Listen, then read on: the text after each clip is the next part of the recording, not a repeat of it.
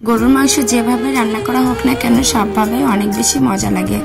তবে যদি এভাবে গামাখা করে আলু দিয়ে ঝোল করা হয় তাহলে কিন্তু রুটি, পরোটা, সাদা ভাত, পোলাও ভাত সবকিছুর সাথে দারুণ জমে। আসসালামু আলাইকুম, কেমন আছেন সবাই? আশা করি সবাই নিশ্চয়ই ভালো আছেন। আর আজকে আমি চলে আসলাম একেবারে সিম্পল একটা রেসিপি নিয়ে, যেটা আমার ঘরে প্রায় রান্না করা হয়, যেহেতু আমরা এই রেসিপিটা ভীষণ পছন্দ করি। রেসিপিটা করার জন্য এখানে আমি 1.5 কেজি পরিমাণ হাড্ডি মাংস কলিজা সহ নিয়েছি। তো এই মাংসটাকে ভালো মতো ধুয়ে পরিষ্কার করে এখন সব ধরনের মশলা দিয়ে মেখে নিব। তো এখানে আমি শুকনা মরিচ বাটা দিয়েছি, আদা বাটা, রসুন পেঁয়াজ বাটাও দিয়েছি, আর দিয়ে দিচ্ছি ধনিয়া, জিরার গুঁড়া আর হলুদের গুঁড়া। এই সব মিলিয়ে পরিমাণ মতো অবশ্যই লবণটাও দিয়ে দিতে হবে। আর এখন দিয়ে দিচ্ছি তেল। গরু মাংস রান্না করার সময় তেলটা কেন যেন হাতের উপরে দিতে আমার অভ্যেস হয়ে গেছে, কারণ এই যে হাতের উপরে দিয়ে আবার মাংসটাকে হাত দিয়ে মেখে নিতে হয়, এজন্য হয়তো আমি বেশ কমফর্ট ফিল করি। আর মাংসটায় তেলটা দেওয়ার পরে বুঝতেও পারি তেলটা একজ্যাক্ট ঠিক হয়েছে কিনা। আর দিয়েছি কয়েকটা তেজপাতা, কয়েকটা সাদা এলাচ, 2টা কালো এলাচ, আর দিয়েছি কয়েকটা গোলমরিচ আর দারচিনির টুকরা।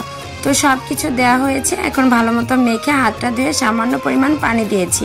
তারপর ঢাকনা দিয়ে বেশ কিছুক্ষণ জাল ওঠার পরে এই যে ঢাকনা খুলে একটু নেড়ে চেড়ে দিচ্ছি।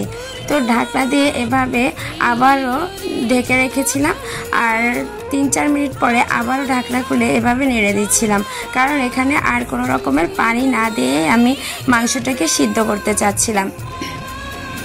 এভাবে রান্না করলে মাংসটা দারুণ স্বাদ হয়, কারণ পানি না দিয়ে অনেকটা সময় নিয়ে যদি এইভাবে রান্না করা হয় অন্যরকম একটা ফ্লেভার আসে। তো এই যে মাংসটা যখন প্রায় সিদ্ধ হয়ে আসছিল তখন আমি 4টা রসুন দিয়েছিলাম, আর যখন মাংসটা একেবারে সিদ্ধ হয়ে গেছে তখন দিয়ে দিলাম আলু। আলু ছাড়া মাংস রান্না আমার ঘরে কেমন যেন নিরামিষের সমান, তো আলু তো দিতেই হবে। এভাবে আলু দিয়ে আবারও ঢাকনা দিয়ে ঢেকে নিয়ে আমি এভাবেই আলুটাকেও সিদ্ধ করে নিয়েছি। আর এইভাবে রান্না করতে আমার প্রায় 1.5 ঘন্টার মতো সময় লেগেছিল। অনেকটা সময় নিয়ে রান্না করেছিলাম বলে এই রান্নাটা অসাধারণ হয়েছিল। আর যখন আলু আর মাংস সবটাই সিদ্ধ হয়ে গেছে তখন আমি পরিমাণ মতো পানি দিয়েছি। এটাই হবে মাংসের ঝোল। ঝোল ছাড়া মাংস এবং আলু ছাড়া মাংস কোনোটাই আমার ঘরে কারো পছন্দ নয়, তাই আমার দুটো দিয়েই রান্না করতে চাই। কখনো কিন্তু একেবারে ভোনা রান্না করা হয়ে ওঠে না, ভাবি কিন্তু করা হয় না।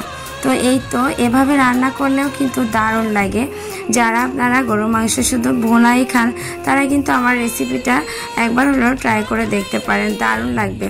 তো লাস্টে আমি দিয়ে দিচ্ছি একটু গরম মশলার গুঁড়া। এটা দেওয়ার পরে দারুণ একটা ফ্লেভার আসে। তো রান্নাটা যদি ভালো লেগে থাকে অবশ্যই নিজেরাও কিন্তু নিজেদের পরিবারের জন্য রান্না করতে পারেন। আমার গরুর মাংসটা এই তো রান্না হয়ে গেছে, একেবারে ফাইনাল লুক আপনাদের দেখাচ্ছি। চুলাটা এখনই বন্ধ করে দিব আর আপনাদের কাছ থেকে বিদায় নিব। সবাই ভালো থাকবেন, সুস্থ থাকবেন। আল্লাহ হাফেজ।